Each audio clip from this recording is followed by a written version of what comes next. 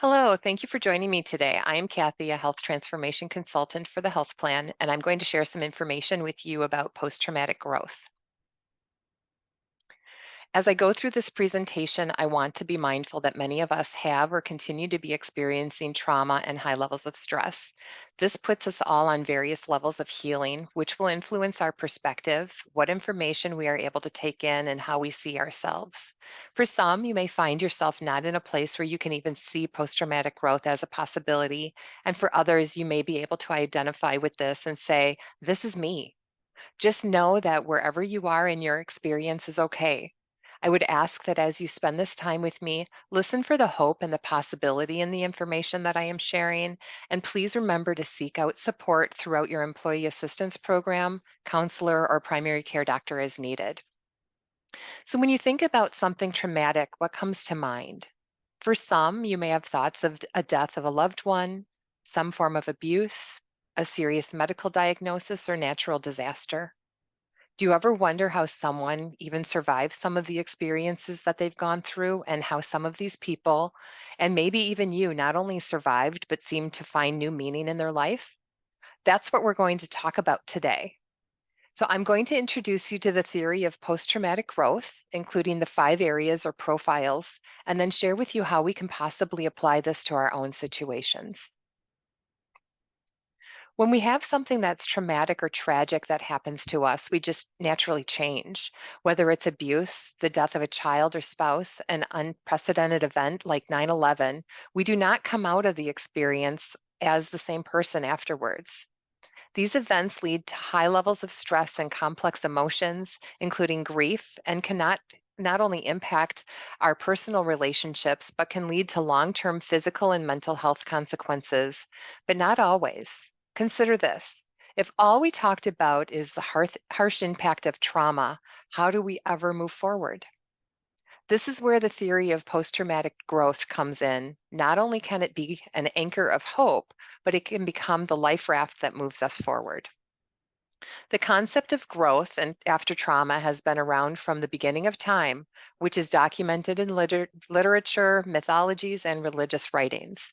In the 1990s, psychologists Richard Tedesch and Lawrence Calhoun developed the psychological theory of post traumatic growth. Their research of trauma and long term outcomes showed that following the initial distress and decline in emotional functioning, 2/3 of people in the study experienced what they called post traumatic growth and showed a capacity to thrive after their adversity. Post traumatic growth is the positive changes that are experienced by some trauma survivors out of their struggle to cope. We have an incredible ability to endure suffering, not only calling upon our resiliency and survival strategies to cope and heal, but we also sometimes experience a renewed sense of purpose where we never thought we could. So keep in mind, though, post traumatic growth is not a direct result of the trauma, but it is related to how the individual struggling, how the individual struggles because of the trauma. So, as I mentioned, it isn't something that is experienced by everyone, and it by no means diminishes the significance or the impact of the trauma and loss. Post traumatic growth isn't a way of fixing what is broken or to rush somebody through an experience and to have them just get over it. When someone experiences a trauma, they suffer. Life as they know it evaporates in a blink of an eye.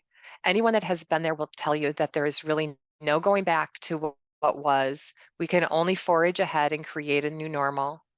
All of this must be at a pace of the person going through it. Whether you have a shared experience or are a bystander to someone's trauma, it's an individual journey. To stress, perhaps throughout their life, certain personality traits and characteristics that make some more likely to experience post traumatic growth. People that are more open and more likely to reconsider their belief systems, and extroverts are more active in seeking out connections with one another's when experiencing trauma.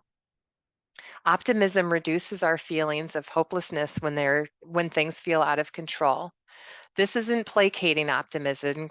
optimism grounded in the pull yourself up by your bootstraps kind of thing. This is the kind of optimism where you not only recognize the severity of the situation, but you are able to confront the reality of the impact that it has. And then there's resilience, which is a different construct than post traumatic growth. Resilience is a personality quality where we bounce back from stress and sorrow, whereas post traumatic growth can bring new insights, a heightened awareness, and a different way of being after exposure to a trauma, which takes a lot of time and a lot of work.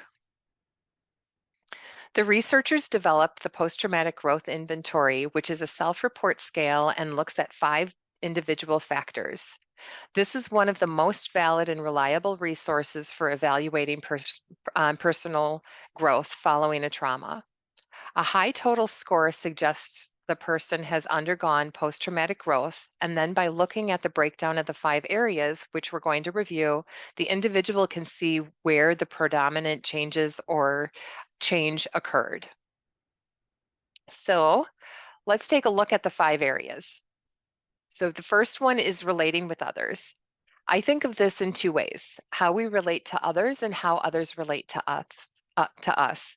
Both ways imply a level of trust in self that you are emotionally available to connect in an empathetic and compassionate way with someone, and trust in others that they will regard you with empathy and compassion. Depending on the type of trauma someone experiences, it is much harder to trust people and find support to heal. But when we take the risk to offer support or to accept it, it strengthens our social ties. The second area is new possibilities in life. So, finding a new path in life that wouldn't have been possible if the trauma hadn't occurred, becoming more giving, braver to do things that never thought you possibly would do, or doing things that would be out of reach or things that you would put off, reprioritizing our values and time commitments. The third is personal strength. When people experience a greater sense of motivation, self reliance, or self acceptance, recognition and appreciation for personal resiliency and the personal strength to go through the hard work of surviving the ripple effects of a trauma. There may be an awareness of greater wisdom or maturity, more attunement to personal values as the focus shifts from what matters to the individual. The fourth area is appreciation of life. Being more present and finding value in the day to day experiences, having a deeper appreciation of the little things and savoring small moments, being open to different perspectives and being okay with different views. You may not get as rankled about some of the things that used to seem important, and there may be a greater appreciation for some of the things we used to take for granted. And the fifth area is spiritual change. Feeling like there's a better understanding of spiritual matters and the development of a greater sense of harmony with the world. A person may experience a readjustment to or a revision of their spiritual beliefs. So, when we have something horrible that happens to us, we must first figure out how to just cope with getting out of the bed, quite frankly, and just making it through the day. As we continue to go forward, we begin to look at how to start living beyond just getting by. We do this by being brave and considering what meaning and purpose and life satisfaction would look like. We take the risks by noticing if there's any positive reactions to the event, which does not mean that we're glad the trauma happened. In a sense, it's self compassion as you do the hard work of taking care of all the feelings and emotions that surface when the trauma and with the trauma and exploring new ways of coping, which leads to the discovery of underlying strengths, connection with other, and maybe even ways of giving back. Because we are human and change and loss surround us, inevitably each of us will experience a trauma. When something bad happens, our brains will try to make sense of it. And there are some things that happen that really cannot be explained. Knowing that post traumatic growth is a possibility gives us the opportunity to see trauma not as a devastating ending, but as a way of finding courage, hope, and strength as we find meaning where we thought we couldn't. Thank you for joining me, and be well.